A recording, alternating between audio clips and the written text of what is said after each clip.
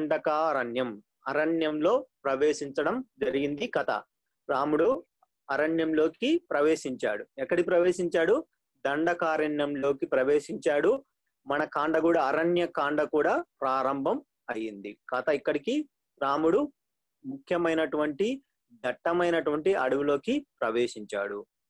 దండకారణ్యం పవిత్ర ప్రదేశం అంటున్నాడు.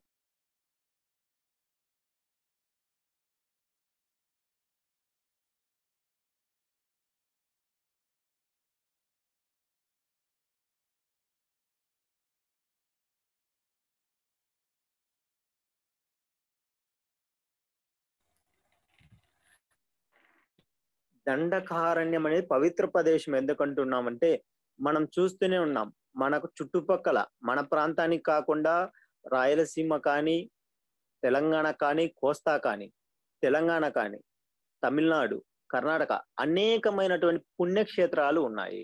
అంటే పవిత్ర ప్రదేశం ఎందుకైంది దండకారణ్యం అంటే, ఈ ప్రాంతంలో అనేకమైనటువంటి గొప్ప గొప్ప ప్రదేశాలు, పుణ్య స్థలాలు అనేవి ఎక్కువగా ఉండడం వల్ల ఈ ప్రాంతాన్ని పవిత్ర ప్రదేశంగా చూసేవాళ్ళు.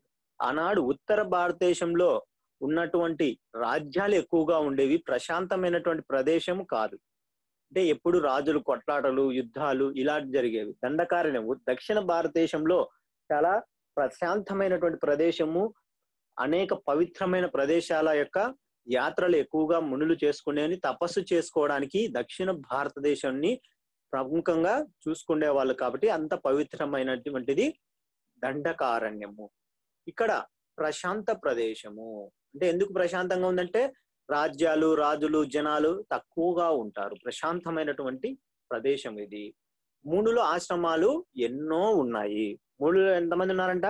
కొన్ని వేల లక్షల మంది మునులు దండకారణ్యంలో అనేక ప్రదేశాల్లో వాళ్ళ ఆశ్రమాలు ఏర్పరచుకొని వారు జీవనం సాగిస్తూ ఉన్నారు. ఇక్కడ మునులు మాత్రమే ఉన్నారా? మృగాలు ఉన్నాయి, పక్షులు ఉన్నాయి, అనేకమైనటువంటి ప్రాణులు అనేటువంటివి నిలయం ఏదంటే దండకారణ్యము. ఇంతటి సురక్షితమైన ప్రాంతం ఇది. ఎందుకు సురక్షితమైంది? అదే మనం చూస్తే పులి, సింహం లాంటివి ఊర్లలోకి వస్తే ఏమేం చేస్తాం? మనం కొట్టి చంపేస్తాం. వాటికి సురక్షితమైనటువంటి ప్రదేశం ఏదంటే అడవి. ఈ దండకారణ్యం అనేటువంటిది చాలా దట్టమైనటువంటి అడవి కాబట్టి వాటికి ఎంతో సురక్షితమైనటువంటి ప్రదేశము. అక్కడ లోకక్షేమం కోసం యజ్ఞ యాగాలు జరుగుతున్నాయి. మనం చూస్తూ ఉంటారు, వర్షం పడలేదు, పడకపోతే ఏం చేస్తారు? యాగం చేయాలి అంటారు. మనము రామాయణంలో చూసాం, పిల్లలు పుట్టలే, ఏం చేశారు? పుత్రకామేష్టి యాగం చేశారు. అలా యాగాలు అనేటువంటివి ప్రముఖంగా లోకక్షేమం కోసం జరపడం జరుగుతుంది. అలా మునులందరూ లోకాన్ని క్షేమంగా ఉంచడం కోసం యాగాలు అనేటువంటివి చేస్తూ ఉన్నారు. ఆశ్రమ సముదాయాన్ని చూడగానే రాముడు ఒక పని చేశాడు. ఏం పని చేశాడంటే, తన దగ్గర ఉన్నటువంటి ధనస్సుని అల్లెత్రాడును విప్పాడు. ఎందుకు విప్పాల్సి వచ్చింది? అల్లెత్రాడు కట్టేది ఎప్పుడు? యుద్ధం చేసేటప్పుడు మాత్రమే అల్లెత్రాడును కడతాము. ఆ అల్లెత్రాడును కట్టి యుద్ధం చేయవలసిన అవసరం అక్కడ ఉందా? లేదు. ఎందుకంటే మునుల ఆశ్రమంలో వారు శాంతబద్ధంగా ప్రశాంతమైన జీవనాన్ని గడుపుతున్నారు. అక్కడ అశాంతికి చోటు లేదు. కాబట్టి అల్లెత్రాడును తీసి సూచనగా, అంటే నేను ప్రశాంతమైనటువంటి ప్రదేశాన్ని, హింసకు నేను చోటు ఇవ్వను అని చెప్పకనే చెప్పడము, అంటే ఇండైరెక్ట్ గా చెప్పడం అనేటువంటిది. అంటే తన యొక్క చేష్టలతో చెప్పేటువంటి వాటినే మనం ఇక్కడ గమనించవచ్చు. యుద్ధానికి నేను రావట్లేదు, మీ ఆశీర్వాదం కోసం వస్తున్నాను, కాబట్టి నాకు ధనస్సుతో పని లేదు అని అంటే మాటలతో కాకుండా తన చేష్టలతో చెప్పడం. అల్లెత్రాడును విప్పాడు. అక్కడ వినయానికి తప్ప వీరత్వానికి అవకాశం లేదు. అంటే అక్కడ వీరత్వాన్ని ప్రదర్శించాల్సిన అవసరం లేదు. ఎక్కడ ఎలా ప్రవర్తించాలో తెలుసుకోవడమే ఉచితజ్ఞత. ఉచితజ్ఞత అంటే ఎక్కడ ఎలా, పెద్దల దగ్గర గౌరవంతోనూ పిల్లల్ని ప్రేమతోనూ చూసుకోవడం అనేటువంటిది రాముడికి వెన్నతో పెట్టిన విద్య. ఈ విషయంలో రాముడికి ఎక్కడ ఎలా ప్రవర్తించాలో సంపూర్ణంగా తెలిసిన వ్యక్తి ఎవరంటే రాముడు. సీతారామ లక్ష్మణులు ఏం చేస్తున్నారు? మహర్షులు సాగర స్వాగతం పలికారు. ఎందుకు? ఇక్కడ మహర్షుల చోటుకి వీళ్ళు వెళ్ళారు. అతిథి దేవోభవ అంటాం. మహర్షులు గొప్పవారే, కానీ అతిథులుగా వచ్చినటువంటి సీత, రాముడు, లక్ష్మణులను వాళ్ళు సాదరంగా ఆహ్వానించారు. ఆ సముదాయంలోని ఒక పర్ణశాలలో విడిది ఏర్పాటు చేశారు. పర్ణశాల అంటే ఒక కుటీరాన్ని పర్ణశాల అంటాం. మనమైతే ఈనాడు రూమ్, బెడ్రూమ్, హాల్, వంట రూము, కిచెన్, ఇలా రూమ్స్ అనేవి కట్టుకుంటాం. ఆనాడు విడిది గృహాలు అనేటువంటివి ఉండేవి. అంటే వచ్చిన వాళ్ళకి ఒక కుటీరాన్ని ఇచ్చి అక్కడ వాళ్ళు ఉండడానికి అవకాశం కల్పించారు. అలా ఒక పర్ణశాలను వీరి కోసం మహర్షులు కేటాయించారు. మరునాడు ఉదయం నిత్యోచిత కర్మలను ముగించుకొని, నిత్య ప్లస్ ఉచిత, నిత్యోచిత అన్నాడు. అంటే ఇక్కడ మనకు ఆ వాక్యంలో ఒక సంధి జరిగింది. నిత్య ప్లస్ ఉచిత, నిత్యోచిత. ఏం సంధి అది? గుణ సంధి. అకారానికి ఈ ఊరులు పరమైనప్పుడు ఏవో అర్లు ఆదేశంగా వచ్చును. ఆ గుణ అనేటువంటి సంస్కృత సూత్రం ప్రకారం నిత్య అనేటువంటి నిత్యాలో అకారానికి, ఉచితాలో ఉన్నటువంటి ఉకారానికి ఓకారం ఆదేశంగా వచ్చి ఇక్కడ గుణసంధి రూపం ఏర్పడింది. నిత్యోచిత కర్మలను ముగించు. ఏంటి నిత్యోచిత కర్మలు? నిత్యం మనం చేయాల్సిన పనులు ఏంటంటే పొద్దున్నే లేవడం, మనం ఏం చేయాలి? బ్రష్ చేయడం, స్నానం చేయడం, పూజ చేసుకోవడం, దేవుడికి ముక్కడం, ఇటువంటివి నిత్యం మనం చేయవలసినటువంటి, ప్రతిరోజు చేయవలసినటువంటి ముఖ్యమైన పనులు ఏంటంటే ఇవి చేసుకొని ఎక్కడికి వెళ్తున్నారు? మహర్షులకు వీడ్కోలు పలికారు. అక్కడ పూర్తి చేసుకొని సీతారామ లక్ష్మణులు ప్రయాణాన్ని కొనసాగించారు. ఎక్కడికి వెళ్తున్నారు వాళ్ళు? దండకారణ్యంలోకి. దండకారణ్యం అనేది ఒక చిన్న ప్రదేశం కాదు. మనము మీకు అందరికీ సోషల్ మీద అవగాహన ఉంది. ఒక ఉత్తర భారతదేశం దాటుకొని ఇటు వస్తే అనేకమైనటువంటి ఎంతో పెద్ద ప్రదేశము, ఇప్పుడు చెప్పుకోవాలంటే అనేక రాష్ట్రాలు కలిసినటువంటి ప్రదేశం. అలా వాళ్ళు కిందకి వస్తూ ఉన్నారు. అలా వాళ్ళ ప్రయాణం ముందుకు సాగుతూ ఉంది. వనం మధ్యకు చేరుకున్నారు. అడవి మధ్యలోకి వచ్చేశారు. వెంటనే అక్కడ ఒక చిన్న విచిత్రమైనటువంటి వికృత ఆకారంతో ఒక రాక్షసుడు వాళ్ళ ఎదురు నిలబడ్డాడు. ఎవరు అతనంటే విరాధుడు. విరాధుడు రాసుకొని నోట్ చేసుకోండి ఇవన్నీ పేర్లు. విరాధుడు అనే రాక్షసుడు వారికి ఎవరికి ఎదురయ్యాడు? రామ లక్ష్మణులకు ఎదురయ్యాడు. వెంటనే వాళ్ళ మీద పడ్డాడు. రామ లక్ష్మణుల మీద పడి వాళ్ళ ఇద్దరిని, రామ లక్ష్మణులు తన భుజాన మీద తీసుకొని పరిగెడుతున్నాడు. వాళ్ళని తీసుకొని చంపేయడానికి తీసుకొని పరిగెడుతూ ఉన్నాడు. సీత వెంటనే భయపడిపోయింది. గగ్గోలు పెడుతోంది. సీత భయపడిపోయి అరుస్తోంది. రామ లక్ష్మణులు విరాధుని యొక్క భుజాల మీద ఉన్నారు. ఎత్తుకొని పరిగెడుతున్నాడు రాక్షసుడు. వెంటనే వాళ్ళ చేతుల్లో ఉన్నటువంటి ఆయుధాలతో 2 భుజాలను నరికేశారు. నేలపై కుప్ప కూలాడు విరాధుడు. ఏమైంది? వెంటనే వాడు చనిపోలేదు, కేవలం చేతులు మాత్రమే నరికారు. వెంటనే రామ లక్ష్మణులు ముష్టి ఘాతాలతో, ముష్టి అంటే చేతి పిడికిడి, మనం బిచ్చగాళ్ళకు వేస్తుంటారు, ముష్టి అంటారు. ముష్టి అంటే అది ఒక పదం. ఆ పదానికి అర్థం ఏంటంటే మన చేతిని పిడికెలి అనే అర్థం కూడా వస్తుంది. ముష్టి ఘాతం అంటే దెబ్బ. చేతి పిడికిలతో బిగించి వాడిని చంపడానికి కొడుతున్నారు. విపరీతంగా ముష్టి ఘాతాలతో, మోకాలతో దాడి చేస్తున్నారు రామ లక్ష్మణులు. ఎంతకు వాడు చావట్లేదు, ఎంత ప్రయత్నించేవాడు చావట్ల. వెంటనే ఒక ఉపాయం తట్టింది. గోతులో పెట్టి పూడుద్దాము, పూడ్చి చంపేయాలి అనుకున్నారు. వెంటనే ఆ పూడ్చడానికి సిద్ధమయ్యారు. వెంటనే అక్కడ ఉన్నటువంటి ఆ రాక్షసుడు, అయ్యా రామలక్ష్మణ, మీరు శరణు వేడుతున్నాను మిమ్మల్ని, నన్ను క్షమించండి, నేను ఉద్దేశపూర్వకంగా మిమ్మల్ని చంపాలనుకోవట్లేదు, నేను రాక్షసుని కాదు, ఒక వ్యక్తి శాపం ఇచ్చాడు, ఆ శాపం వల్ల నేను రాక్షసుడిగా మారాను, కాబట్టి నన్ను క్షమించి నన్ను చంపేయండి, చంపేసి పూర్తి చేస్తే నా ఆత్మ శాంతిస్తుంది. ఏంటి, ఎవరు నాకు శాపం ఇచ్చారంటే ఆ రాక్షసుడు చెప్తున్నాడు. తుంబురుడు అనేటువంటి గంధర్వులు,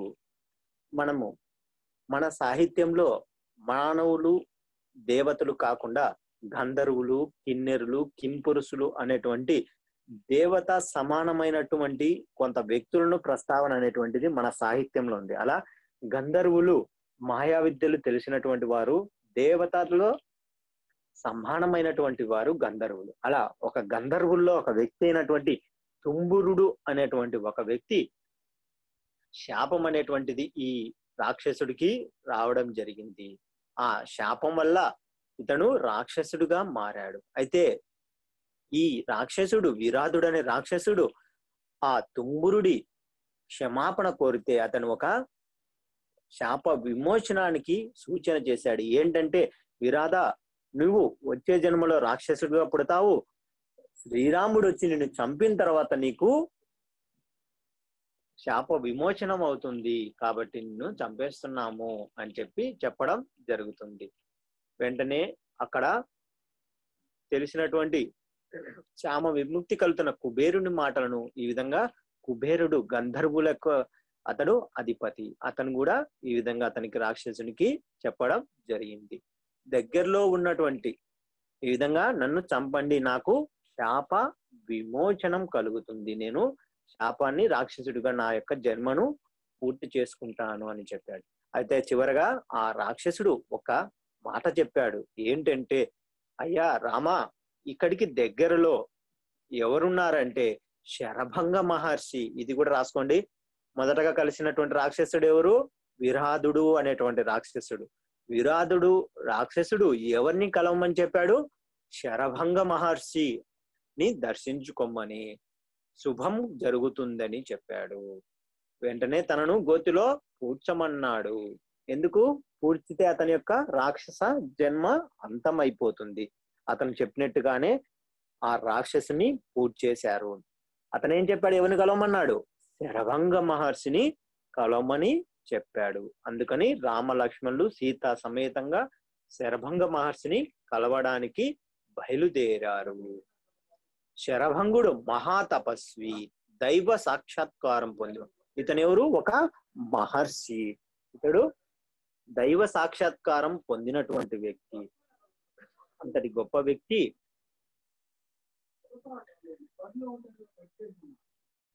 నాన్న వాయిస్ రావట్లేదా? ఎవరైనా చెప్పండి, వాయిస్ వస్తుందా రాలేదా?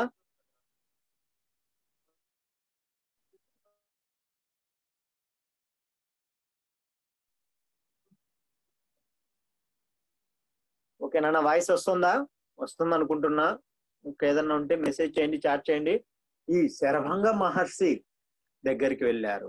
అక్కడ శరభంగ మహర్షి ఎంతో గొప్పవాడు, దైవాన్ని ప్రత్యక్షం చేసుకున్నాడు. మనం కూడా చూస్తుంటాం సినిమాల్లో, మునులు తపస్సు చేసుకుంటూ ఉంటే ఈ బ్రహ్మో, విష్ణువో, శివుడో ప్రత్యక్షమై ఏమి కావాలి నాయనా వరం అంటే వాళ్ళు వరాలు ఇస్తూ ఉంటారు. అంటే అంతటి గొప్ప మహర్షి, ముని శరభంగ మహర్షి. అక్కడికి వచ్చారు ఎవరు? రామ లక్ష్మణుడు సీతా సమేతంగా. శ్రీరాముని చూసి తను శరభంగ మహర్షి ఏం చేస్తున్నాడు? ఎదురు చూస్తున్నాడు. ఎవరి కోసం? శ్రీరాముడి కోసం ఎదురు చూస్తున్నాడు. శ్రీరాముడికి తన తపస్సు చేయగా వచ్చినటువంటి ఫలాన్ని, ఫలాన్ని, తపస్సు చేస్తే వచ్చిన ఫలాన్ని శ్రీరాముడికి దారపోయడానికి ఎదురు చూస్తున్నాడు. ఎందుకు? మనకు తెలుసు, రామాయణం అంటే రాముడు, సీత, లక్ష్మణుడు, ఆంజనేయుడేనా? ఇంకొక ప్రతినాయకుడు విలన్ ఎవరు? రావణుడు. రావణుని మరణం ప్రధానమైనటువంటిది. ఈ రాముని మరణానికి ఈ మహర్షుల యొక్క తప ఫలం, అతని శక్తి. రావణుడు చాలా గొప్ప వీరుడు, అతన్ని చంపేంత శక్తి రామునికి రావాలి అంటే ఈ తపస్ ఫలాన్ని అంతా ఈ మునులు ఇవ్వాలనుకున్నారు. ఎందుకంటే వాళ్ళకు ముందు చూపు, ముందు జరిగేటువంటి విషయాలు తెలుసు కాబట్టి ఆ మహర్షుల యొక్క తప ఫలాన్ని రాముడికి ఇవ్వాలనుకొని ఎదురు చూస్తున్నారు. రాముడు చేయవలసిన రావణ సంహారానికి తప ఫలం ఎంతో ఉపయోగపడుతుంది. ఎందుకు? మనం అంటుంటాం ఉడత సాయం అని.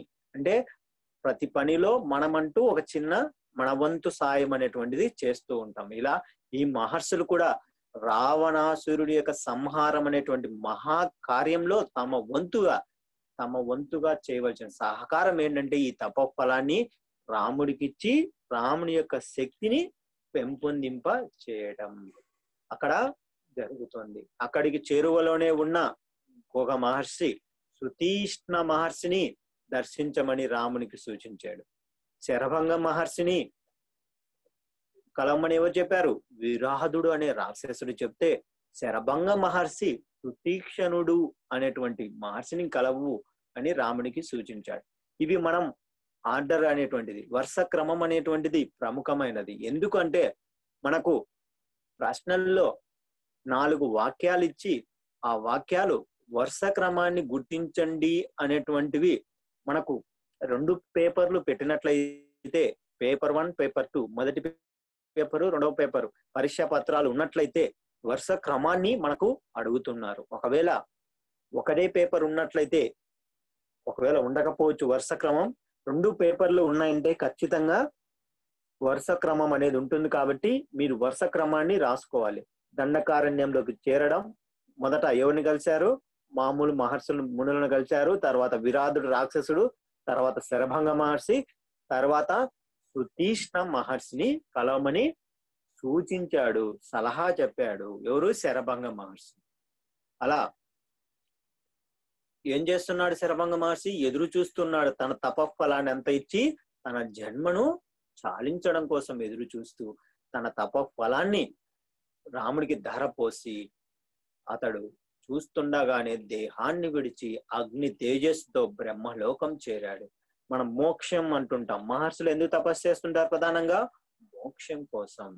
ఆ మోక్షాన్ని ఎదురు చూస్తున్నాడు. ఎందుకోసం? రాముడికి ఆ తపఫలాన్ని ఇచ్చి రావణ సంహారానికి తన వంతు సహాయాన్ని ఇవ్వడం కోసం ఎదురు చూసి రాముడు రాగానే తన యొక్క తపఫలాన్ని అతనికి ధారపోసి అతడు చూస్తుండగానే తన యొక్క ప్రాణాన్ని వదిలి బ్రహ్మలోకాన్ని చేరాడు. అక్కడ మునులందరూ శ్రీరాముని వద్దకు వచ్చి తమ గోడును వెళ్ళబోసుకున్నారు. ఎందుకు గోడు? అది అరణ్యం, మునులు ప్రశాంతమైన ప్రదేశం. అంతేకాకుండా రాక్షసులు కూడా అక్కడక్కడ ఉంటున్నారు. ఆ ఆశ్రమం దగ్గరలో రాక్షసులు ఉన్నారు. రాక్షసులు మునులపై చేసే అకృత్యాలను ఏకరువు పెట్టారు. ఏకరువు పెట్టడం అంటే వరుసగా చెప్పటం. వాళ్ళు చెప్తున్నారు. రాక్షసుల చేతిలో కొంతమంది మునులు చనిపోయారు.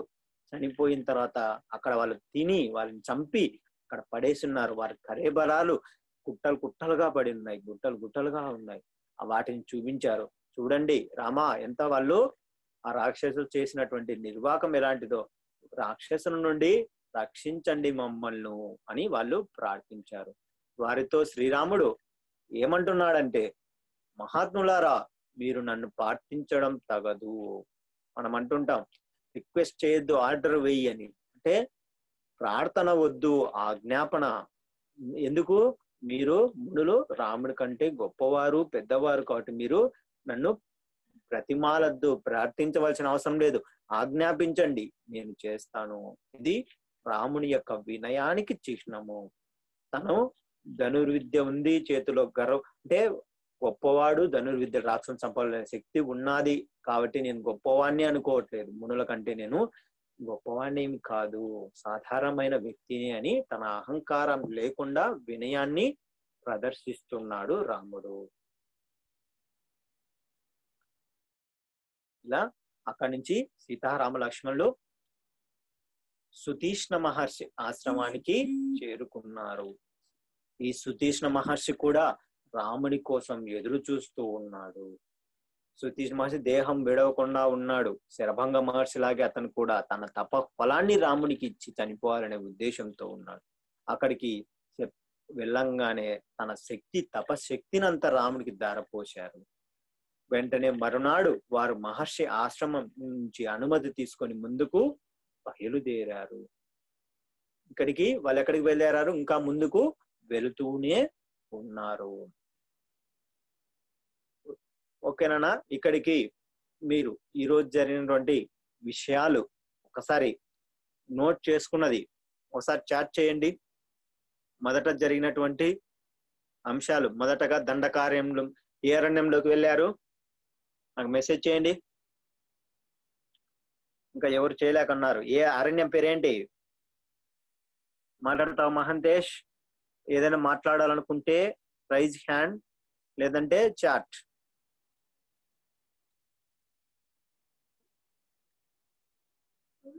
అరణ్యం పేరేంటి? దండకారణ్యం. ఓకే. ఎవరెవరు వెళ్ళారు దండకారణ్యంలోకి? దండకారణ్యంలోకి ఎవరెవరు వెళ్ళారు? మీరు వెళ్ళారా? దండకారణ్యం. ఓకే, అయిపోయింది. ఎవరెవరు వెళ్ళారు దండకారణ్యంలోకి? రాముడు ఒక్కడే ఉన్నాడా? రాముడితో పాటు ఎవరెవరు ఉన్నారు? ఓకేనా? టి కిరణ్, తిమ్మేగౌడ్, నవీన్. ఓకే, ఎవరెవరు వెళ్ళారు Dandakaranyam? Sita, Rama, Lakshmana. Okay, very good. ఈ దండకారణ్యంలోని మొట్టమొదటగా మునులు కలిశారు. ఆ తర్వాత ఒక రాక్షసుడు ఎదురు వచ్చాడు. ఆ రాక్షసుడి పేరేంటి?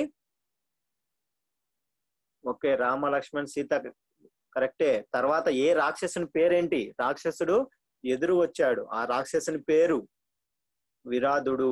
ఓకే, రిమైనింగ్ వాళ్ళు విరాధుడు అనేటువంటి రాక్షసుడు ఎదురు వచ్చాడు. ఆ రాక్షసుడు ఏం చేశాడు? రామ లక్ష్మణులను ఎత్తుకొని భుజాన్ని మీద వేసుకొని పరిగెడుతున్నాడు. పరిగెడుతుంటే సీత భయపడిపోయింది. సీత భయపడిపోయింది. అప్పుడు వెంటనే రామ లక్ష్మణులు ఏం చేశారు? విరాధుని యొక్క చేతులను నరికి వేశారు. ఆ విరాధుడు ఏ రాక్షసుడు యొక్క శాపం వల్ల అలా తయారయ్యాడు? ఓకే, విరాధుడు కరెక్ట్. ఆ గంధర్వుడి పేరేంటి? గంధర్వుని పేరు ఒకసారి చూడండి. అంతా గంధర్వుని పేరు ఉంది అక్కడ. తుంబురుడనే, చూడండి, తుంబురుడనే గంధర్వుడైన తాను కుబేరుని శాపం వల్ల ఓకే, కుబేరుని శాపం వల్ల తయారై. తర్వాత విరాధుడు ఏ మహర్షిని కలవాలని సూచించాడు? విరాధుడు Sharabhanga Maharshi. Okay, very good. Sharabhanga మహర్షిని కలవాలి అని సూచించాడు.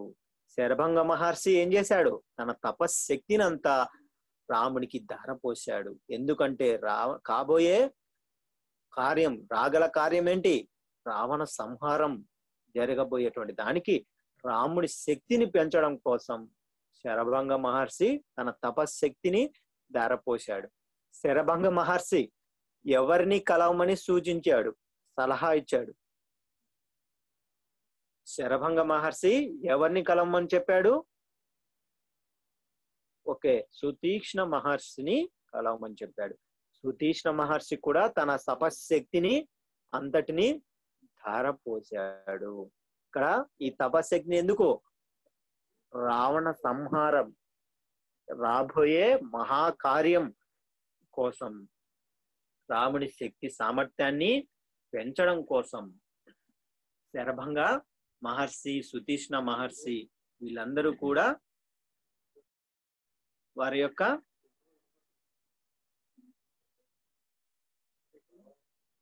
శక్తిని, రాముని శక్తిని పెంపొందించడానికి, రాముని యొక్క శక్తిని పెంపొందించడానికి ఈ విధంగా వాళ్ళు చేస్తూ వాళ్ళ తపశక్తిని